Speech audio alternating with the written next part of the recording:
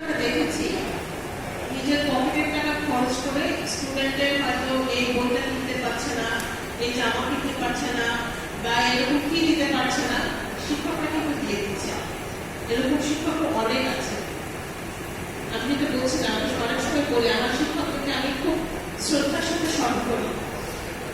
আমি একটা সময় খুব অসুস্থ ছিলাম, যখন অসুস্থতা শেষ হয়ে সুস্থ হয়ে যখন বলি এটা মানে কতটা আন্তরিক থাকতে পারে, এই জিনিসটা করতে পারে যে ও হয়তো ম্যাথটা এটা করতে পারে না, কেমিস্ট্রি এটা মিস করে গেছে, ফিজিক্সে এটা মিস করে এটা করেছিল। তো আমি এই বিষয়টা মাঝে মধ্যে বলি আমাদের স্টুডেন্টদেরকে বলে, সবকিছু মিলাই কিন্তু একজন মানুষ সফল হতে পারে। আপনারা মানুষ গড়ের কারিগর।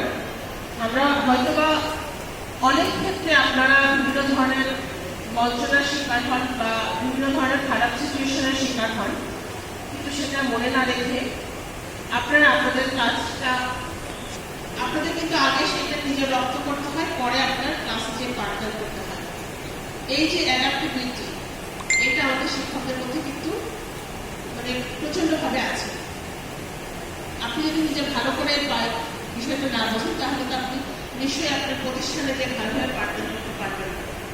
আমি তাদেরকে দেখি যে কোনো বিষয় ওনারা খুব মেন্টর হিসেবে কাজ করতে পারে। একজন বাচ্চা ভবিষ্যতে কি হতে চায়, তার যে স্বপ্ন, তার স্বপ্নটাকে কিভাবে সত্যিতে পরিণত করতে হবে, একজন শিক্ষক কিন্তু সে আলোর পথে দিশারি হিসেবে কাজ করে থাকে।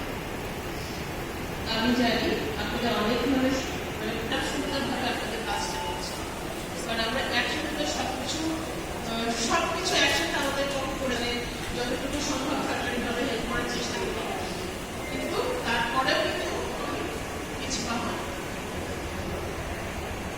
সুতরাং আজকের এই দিনে আপনাদের অবদানকে আমরা গভীর শ্রদ্ধার সাথে স্মরণ করতে চাই।